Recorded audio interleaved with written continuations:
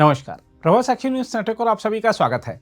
क्या आप जानते हैं कि भारत रत्न अटल बिहारी वाजपेयी को देश का राष्ट्रपति बनाने का सुझाव सामने आया था, लेकिन उन्होंने यह पद लेने से इनकार कर दिया था, जबकि यदि अटल जी चाहते तो आसानी से राष्ट्रपति बन सकते थे। हम आपको बता दें कि भारत के 11वें राष्ट्रपति उम्मीदवार के लिए डॉक्टर एपीजे अब्दुल कलाम के नाम पर विचार करने से पहले भारतीय जनता पार्टी के भीतर से यह सुझाव आया था कि अटल बिहारी वाजपेयी राष्ट्रपति पद ग्रहण कर लें तथा प्रधानमंत्री पद लालकृष्ण आडवाणी को सौंप दें।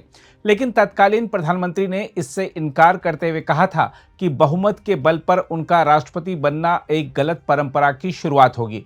हम आपको बता दें कि प्रधानमंत्री वाजपेयी के मीडिया सलाहकार रहे अशोक टंडन ने प्रभात प्रकाशन की ओर से प्रकाशित पुस्तक अटल संस्मरण में इस प्रकरण का उल्लेख किया है। हम आपको याद दिला दें कि डॉक्टर एपीजे अब्दुल कलाम 2002 में केंद्र के तत्कालीन सत्तारूढ़ एनडीए और विपक्ष दोनों के समर्थन से 11वें राष्ट्रपति निर्वाचित हुए थे। वह 2007 तक इस पद पर रहे थे। अशोक टंडन ने अपनी पुस्तक में खुलासा किया है कि कलाम के नाम पर विचार से पहले कैसे बीजेपी के भीतर से ही यह सुझाव आया था कि तत्कालीन प्रधानमंत्री वाजपेयी को राष्ट्रपति भवन भेजा जाए। वह लिखते हैं, डॉक्टर पीसी अलेक्जेंडर महाराष्ट्र के राज्यपाल थे और पीएमओ में एक प्रभावशाली साथी व्यक्तिगत तौर पर अलेक्जेंडर के संपर्क में थे तथा उन्हें ऐसा संकेत दे रहे थे जैसे वह वाजपेयी के दूत हों। वह सज्जन वाजपेयी को लगातार यह समझाने की कोशिश कर रहे थे कि डॉक्टर अलेक्जेंडर, जो कि एक ईसाई हैं, उनको राष्ट्रपति का उम्मीदवार बनाना चाहिए। ऐसा करने से कांग्रेस अध्यक्ष सोनिया गांधी असहज होंगी और भविष्य में उनके प्रधानमंत्री बनने की संभावना नहीं रहेगी, क्योंकि देश में एक ईसाई राष्ट्रपति के रहते एक और ईसाई प्रधानमंत्री नहीं हो सकेगा। अशोक टंडन का कहना है कि दूसरी ओर तत्कालीन उपराष्ट्रपति कृष्णकांत एनडीए के संयोजक और आंध्र प्रदेश के मुख्यमंत्री चंद्रबाबू नायडू व अन्य नेताओं पर अपनी उम्मीदवारी के लिए निर्भर थे। टंडन ने लिखा है कि इसी दौरान बीजेपी के भीतर से स्वर उठने लगे कि क्यों ना अपने ही दल से किसी वरिष्ठ नेता को इस पद के लिए चुना जाए। टंडन के अनुसार इस बीच पूरा विपक्ष सेवानिवृत्त हो रहे राष्ट्रपति के.आर. नारायणन को एनडीए उम्मीदवार के खिलाफ खड़ा करने की कोशिश कर रहा था, जिसे उन्होंने ठुकरा दिया था। नारायणन की शर्त यह थी कि वह तभी चुनाव लड़ने को तैयार होंगे जब निर्विरोध चुने जा सकेंगे। वर्ष 1998 से 2004 तक वाजपेयी के मीडिया सलाहकार रहे अशोक टंडन ने लिखा है कि वाजपेयी ने अपने दल के भीतर से आ रहे उन सुझावों को सिरे से खारिज कर दिया था कि वह स्वयं राष्ट्रपति भवन चले जाएं और प्रधानमंत्री पद अपने नंबर 2 नेता लालकृष्ण आडवाणी को सौंप दें। टंडन के अनुसार वाजपेयी इसके लिए तैयार नहीं थे। उनका मत था कि किसी लोकप्रिय प्रधानमंत्री का बहुमत के बल पर राष्ट्रपति बनना भारतीय संसदीय लोकतंत्र के लिए अच्छा संकेत नहीं होगा। यह एक बहुत गलत परंपरा की शुरुआत होगी और वह ऐसे किसी कदम का समर्थन करने वाले अंतिम व्यक्ति होंगे। अशोक टंडन के मुताबिक वाजपेयी ने मुख्य विपक्षी दल कांग्रेस के नेताओं को आमंत्रित किया ताकि राष्ट्रपति पद के लिए आम सहमति बनाई जा सके। उन्होंने कहा, मुझे याद है कि सोनिया गांधी, प्रणब मुखर्जी और डॉक्टर मनमोहन सिंह उनसे मिलने आए थे। वाजपेयी ने पहली बार आधिकारिक रूप से खुलासा किया कि एनडीए ने राष्ट्रपति चुनाव के लिए डॉक्टर एपीजे अब्दुल कलाम को उम्मीदवार बनाने का निर्णय लिया है। बैठक में कुछ क्षणों के लिए सन्नाटा छा गया। फिर सोनिया गांधी ने चुप्पी तोड़ी और कहा कि आपके चयन से हम स्तब्ध हैं। हमारे पास उन्हें समर्थन देने के अलावा कोई विकल्प नहीं है, लेकिन हम आपके प्रस्ताव पर चर्चा करेंगे और फिर निर्णय लेंगे। अलेक्जेंडर की आत्मकथा का उल्लेख करते हुए अशोक टंडन ने कहा है कि उन्होंने यानी अलेक्जेंडर ने कई लोगों को 2002 में उन्हें राष्ट्रपति नहीं बनने देने के लिए जिम्मेदार ठहराया था। अशोक टंडन ने कहा, कांग्रेस सरकार में केंद्रीय मंत्री रहे कुंवर नटवर सिंह के अनुसार डॉक्टर अलेक्जेंडर ने उन्हें और वाजपेयी के प्रधान सचिव और राष्ट्रीय सुरक्षा सलाहकार ब्रजेश मिश्रा को भी इसके लिए दोषी ठहराया था। अशोक टंडन ने इस पुस्तक में वाजपेयी के प्रधानमंत्री रहते हुए कई अन्य घटनाओं और विभिन्न नेताओं से वाजपेयी के रिश्तों के बारे में भी काफी जानकारी साझा की है। बीजेपी में बहुप्रचारित अटल आडवाणी जोड़ी के बारे में उन्होंने लिखा है कि पार्टी में कुछ नीतिगत मसलों पर मतभेद के बावजूद दोनों नेताओं के बीच संबंधों में सार्वजनिक कटुता नहीं आई।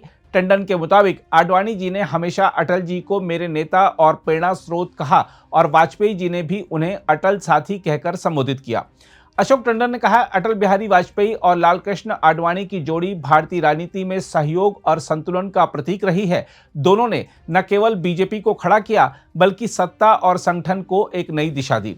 उनकी मित्रता और साझेदारी यह सिखाती है कि जब दो विचारवान, समर्पित और ईमानदार नेता अहंकार नहीं आदर्शों के साथ चलें, तो राष्ट्र और संगठन दोनों को सफलता मिलती है। अशोक टंडन ने 13 दिसंबर 2001 को हुए संसद हमले के समय के उस वाकये का भी उल्लेख किया, जब वाजपेयी और लोकसभा में तत्कालीन नेता प्रतिपक्ष सोनिया गांधी के बीच फोन पर बात हुई थी। किताब में बताया गया है कि जब संसद पर हमला हुआ, उस समय वाजपेयी अपने निवास पर थे और सुरक्षा बलों की कार्रवाई को अपने सहयोगियों के साथ टेलीविजन पर देख रहे थे। अशोक टंडन के अनुसार अचानक कांग्रेस अध्यक्ष सोनिया गांधी का फोन आया। उन्होंने कहा, मुझे आपकी चिंता हो रही है, आप सुरक्षित तो हैं? इस पर अटल जी ने कहा, सोनिया जी, मैं तो सुरक्षित हूं, मुझे चिंता हो रही थी कि आप संसद भवन में तो नहीं हैं, अपना ख्याल रखिए। हम आपको बता दें कि अटल संस्मरण एक राजनीतिक संस्मरण है जो भारत के हालिया इतिहास के महत्वपूर्ण क्षणों को लेखक अशोक टंडन के उन अनुभवों के साथ बुनता है जो उन्होंने पत्रकार के रूप में पूर्व प्रधानमंत्री अटल बिहारी वाजपेयी के साथ निकटता से काम करते हुए अर्जित किए। इनमें प्रधानमंत्री कार्यालय में मीडिया सलाहकार के रूप में उनका कार्यकाल भी शामिल है। वाजपेयी की जन्म शताब्दी वर्ष में श्रद्धांजलि के रूप में परिकल्पित यह पुस्तक घटनाओं के मात्र विवरण से आगे बढ़कर उस महान राजनेता के व्यक्तित्व, नेतृत्व शैली और राजनीतिक दर्शन के अनेक पहलुओं का अन्वेषण भी करती है। अटल बिहारी वाजपेयी के साथ लेखक की आत्मीय और कई बार द्वंद्वपूर्ण मुलाकातों पर आधारित यह कथानक पारंपरिक राजनीतिक जीवनी से आगे बढ़ते हुए एक बहुआयामी चित्र प्रस्तुत करता है। यह संस्मरण वाजपेयी के प्रधानमंत्री कार्यकाल की कई निर्णायक घटनाओं की पुनरावृत्ति करता है, जिनमें पोखरण परमाणु परीक्षण, कारगिल युद्ध, आगरा शिखर सम्मेलन और इंडियन एयरलाइंस विमान अपहरण कांड शामिल हैं। अशोक टंडन ने 1998 के पोखरण परमाणु परीक्षणों का जीवंत विवरण प्रस्तुत करते हुए कहा है कि वाजपेयी के नेतृत्व में भारत ने न केवल इन परीक्षणों को अंजाम दिया, बल्कि पश्चिमी खुफिया एजेंसियों की उपग्रह निगरानी से बचते हुए ऐसा किया। इस अभियान के परिणाम स्वरूप पश्चिमी देशों द्वारा रणनीतिक और आर्थिक प्रतिबंध लगाए गए, लेकिन साथ ही यह भारत की रणनीतिक स्वायत्तता का एक निर्णायक उद्घोष भी बना। अटल संस्मरण युवा पाठकों को ऐसे नेतृत्व का सजीव अनुभव भी कराता है जिसमें कठोरता और संयम के बीच संतुलन है। बहुमत के अभाव वाली सरकार का नेतृत्व करते हुए भी अधिकार और सहमति निर्माण दोनों को बनाए रखने की वाजपेयी की क्षमता पुस्तक में बार बार उभर कर सामने आती है। यह संस्मरण शांति, सहयोग तथा स्थिर और शांतिपूर्ण पड़ोस की अनिवार्यता पर वाजपेयी के सतत जोर को भी रेखांकित करती है।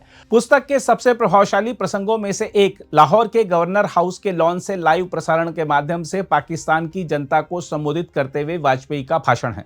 उनके शब्द, हम बहुत लड़ चुके हैं, हम आपस में कब तक लड़ते रहेंगे? आइए गरीबी और बीमारी से मिलकर लड़ें। दोस्त बदले जा सकते हैं लेकिन पड़ोसी नहीं। अटल जी का यह वक्तव्य दर्शाता है कि नेतृत्व में शक्ति का अर्थ करुणा या शांति से विमुख होना नहीं है। समग्र रूप से देखें तो अशोक टंडन की यह पुस्तक स्मृति और अभिलेख के रूप में वाजपेयी जी के व्यक्तित्व से जुड़े कई अनछुए पहलुओं को उजागर करती है। अगर आप भी लेना चाहते हैं देश दुनिया की तमाम जानकारी, तो आज ही सब्सक्राइब करें हमारे चैनल को। साथ ही नीचे दिए बेल आइकन को जरूर दबाएं ताकि हर अपडेट आप तक पहुंच सके।